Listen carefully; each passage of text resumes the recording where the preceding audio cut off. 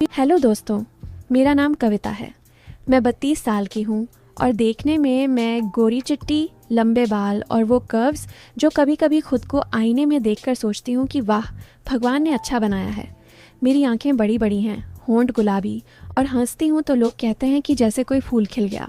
लेकिन ये सब मैं इसलिए बता रही हूँ क्योंकि मेरी ज़िंदगी की ये कहानी थोड़ी अलग है। मैं गाँव की रहने वाली हूँ, लेकिन शादी के बाद से इसी घर में हूँ। मेरा ससुराल एक छोटे से गांव में है जहां चारों तरफ खेत हैं। मेरे पति का नाम राहुल है। वो शहर में नौकरी करते हैं, एक कंपनी में मैनेजर हैं। महीने में 1-2 बार ही घर आते हैं, वो भी वीकेंड पर। बाकी समय मैं अकेली रहती हूँ, घर संभालती हूँ, खाना बनाती हूँ और सोचती रहती हूँ कि शादी के बाद वो जो प्यार और साथ मिलना चाहिए वो कहाँ गया। राहुल अच्छे हैं लेकिन काम की वजह से दूर रहते हैं और जब आते हैं तो थके थके से लगते हैं। मैं भी क्या करूं, बस इंतज़ार करती हूं। घर में और लोग भी हैं। मेरे देवर, नाम है अजय, वो कॉलेज जाता है। गांव से बस लेकर रोज़ जाता है। उम्र 20 साल की है, पढ़ाई में अच्छा है लेकिन घर में थोड़ा शरारती टाइप। वो और उसकी बहन, मेरी ननद रीना, दोनों साथ में कॉलेज जाते हैं। रीना 19 की है, बहुत चुलबुली, फैशन वाली, लेकिन गांव की लड़की है तो घर के काम में भी हाथ बटाती है। सासू माँ को गुजरे कई साल हो गए दिल की बीमारी से। तब से ससुर जी अकेले हैं। उनका नाम है हरपाल सिंह, आर्मी से रिटायर्ड हैं। उम्र 55 के आसपास होगी, लेकिन देखो तो लगता है जैसे अभी भी जवान हैं। लंबा कद, चौड़ी छाती और वो मूछें जो आर्मी वाली स्टाइल में रखते हैं। रोज़ सुबह उठकर खेतों में काम करते हैं, ट्रैक्टर चलाते हैं, फसल देखते हैं। गांव में सब उन्हें सरदार जी कहते हैं क्योंकि वो सिख हैं और घर में भी वही सब कुछ संभालते हैं। मैं उन्हें पापा जी कहती हूँ, जैसे बाकी सब। अब मैं आपको कुछ महीने पहले की बात बताती हूँ, जब मानसून की बारिश ख़त्म हो चुकी थी और खेतों में धान की फसल तैयार हो रही थी। उस दिन सुबह सुबह मैं किचन में चाय बना रही थी। घर में सब और रीना कॉलेज के लिए तैयार हो रहे थे और पापा जी बाहर से खेत से लौट कर आए थे। वो हमेशा की तरह पसीने से तर थे, शर्ट चिपकी हुई थी बदन से और वो मसल्स ऐसे दिख रहे थे जैसे कोई जिम वाला आदमी। मैंने चाय का कप उनके लिए रखा टेबल पर और बोली, पापा जी चाय पी लीजिए, गरम गरम है। वो मुस्कुराए और बैठ गए। बहू, तुम्हारी चाय तो अमृत जैसी होती है, पीकर सारा थकान उतर जाता है। उनकी आवाज़ गहरी थी, ऐसी जो सुनकर दिल में एक कंपन सी होती है। मैंने हंसकर कहा, अरे पापा जी, आप ही ना ऐसे बोलते हैं जैसे मैं कोई स्पेशल चीज़ डालती हूँ, बस साधारण चाय है। लेकिन अंदर से सोच रही थी कि वो ऐसे क्यों बोलते हैं, क्या इसमें कोई मतलब है। लेकिन शायद मैं ज़्यादा सोच रही हूँ। वो पीते हुए बोले, नहीं बहू, तुम्हारे हाथों में जादू है। राहुल को पता नहीं क्या हो गया, शहर में फंस गया है। तुम अकेली यहाँ, उसे तुम्हें टाइम देना चाहिए। कोई बात नहीं, अगर वो टाइम ना देगा तो मैं तो हूँ ना। मैंने चुपचाप सिर हिलाया और सोचा कि हाँ, अकेली तो हूँ। राहुल से वो प्यार, वो इज्जत नहीं मिलती जो शादी के बाद चाहिए। रातें लंबी लगती हैं और कभी कभी लगता है जैसे कोई चीज़ की कमी सी है, लेकिन क्या करूँ। पापा जी ने चाय ख़त्म की और उठकर बोले, आज खेत में मदद चाहिए बहू, अगर फ्री हो तो आ जाना, कुछ सब्जियां तोड़नी हैं। मैंने हामी भरी क्योंकि घर में करने को कुछ नहीं था। अजय और रीना बस लेकर चले गए कॉलेज और मैं तैयार होकर खेत की तरफ चली। खेत में पहुंची तो पापा जी पहले से वहाँ थे, ट्रैक्टर के पास खड़े कुछ चेक कर रहे थे। मैंने साड़ी पहनी थी, सिंपल वाली, लेकिन हवा चल रही थी तो पल्लू थोड़ा उड़ रहा था। मैंने उसे संभाला और बोली, पापा जी क्या काम है। वो मुड़े और उनकी नज़र थोड़ी देर मेरे चेहरे पर रुकी, फिर नीचे की तरफ। बहू, वो बैंगन और टमाटर तोड़ लो, मैं ट्रैक्टर चला रहा हूँ। मैंने झुककर काम शुरू किया। झुकने में साड़ी थोड़ी सरक जाती है और मुझे पता था कि पापा जी की नज़र कभी कभी इधर आती है, लेकिन वो कुछ नहीं कहते, बस काम करते रहते। मैं सोच रही थी कि क्या वो नोटिस करते हैं, क्या उनके मन में कुछ है, लेकिन नहीं, वो तो सिर्फ अकेले हैं, शायद बस देखते हैं। काम करते करते बातें होने लगी। पापा जी बोले, बहू, तुम्हारी उम्र में तो लड़कियां घूमती फिरती हैं, लेकिन तुम यहाँ गांव में फंसी हो। राहुल को बोलो तुम्हें शहर ले जाए। मैंने कहा, पापा जी शहर में क्या रखा है, यहाँ आप हैं, घर है, और राहुल तो व्यस्त रहते हैं। वो हंसे, हाँ लेकिन एक जवान औरत को वो सब चाहिए जो शादी के बाद चाहिए होता है, साथ, इज्जत, वक्त। मैं तो बूढ़ा हूँ लेकिन समझता हूँ। मैंने चुप रहकर काम किया। मुझे नहीं पता था कि पापा जी आजकल ये सब बातें क्यों कर रहे हैं।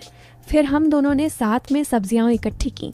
पापा जी ने एक बैंगन उठाया जो बड़ा और मोटा था और बोले, देखो बहू, ये कितना तगड़ा है। मैंने हंसकर कहा, हाँ पापा जी, आप भी तो तगड़े हैं आर्मी वाले। वो बोले, हाँ बॉडी अभी भी मैनेटन है, रोज़ एक्सरसाइज करता हूँ। लेकिन असल में बस घर की बातें थीं। हम दोनों हंसते हंसते घर लौटे और मैंने सोचा कि पापा जी के साथ समय अच्छा गुजरता है, अकेलापन कम लगता है। फिर शाम हुई, अजय और रीना लौटे। रीना ने कहा, भाभी आज कॉलेज में क्या हुआ ना, एक लड़का मुझे देखता रहता है। मैंने हंसकर कहा, अरे तू भी ना, अभी पढ़ाई पर ध्यान दे। अजय बोला, हाँ दीदी, लेकिन भाभी आप तो घर में बोर होती होंगी, पापा के साथ खेत में जाती हो। मैंने कहा, हाँ अच्छा लगता है। पापा जी रूम में थे लेकिन शायद सुन रहे थे। रात को डिनर में सब साथ बैठे। पापा जी ने कहा, बहू तुम्हारा खाना लाजवाब है, ऐसी रोटियां जो मुलायम और गर्म हों।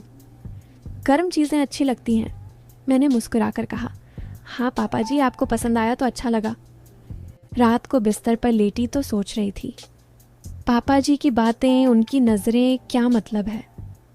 लेकिन नहीं, वो तो सिर्फ अच्छे इंसान हैं, अकेले हैं। अगले दिन सुबह फिर वही रूटीन। मैं चाय बना रही थी, पापा जी आए और इस बार उन्होंने मेरे कंधे पर हाथ रखा, हल्का सा। बहू कल का काम अच्छा था, आज फिर चलोगी। उनका हाथ गर्म था और मैंने महसूस किया और मैंने कहा, हाँ पापा जी, क्यों नहीं। खेत में आज हमने फसल की सिंचाई की। पापा जी ने पाइप पकड़ा, पानी छिड़का और मैंने मदद की। पानी की बौछार से मेरी साड़ी थोड़ी गीली हो गई और वो दिख रही थी। पापा जी ने देखा लेकिन कुछ नहीं कहा, बस बोले, बहू सावधान रहो, गीला हो जाएगा। मैंने बात बदल दी, पापा जी आप आर्मी में क्या करते थे। वो बताने लगे अपनी कहानियाँ, बॉर्डर पर कैसे रहते थे, ट्रेनिंग और कैसे बॉडी फिट रखते थे। मैं सुनती रही और लगता था जैसे हम दोस्त बन रहे हैं। धीरे धीरे दिन गुजरते गए। हर रोज़ ऐसी छोटी छोटी बातें। मैं राहुल को मिस करती लेकिन पापा जी के साथ समय अच्छा लगता। रीना और अजय भी नोटिस करते। रीना कहती, भाभी पापा तुम्हारे साथ ज़्यादा खुश लगते हैं। मैं हंस देती लेकिन अंदर से सोचती ये सब क्या है। लेकिन असल में ये बस अकेलेपन की दोस्ती थी। एक दिन शाम को जब सब घर में थे, पापा जी ने कहा, बहू कल गांव में मेला है, चलोगी। मैंने कहा, हाँ लेकिन राहुल नहीं है। वो बोले, मैं हूँ ना।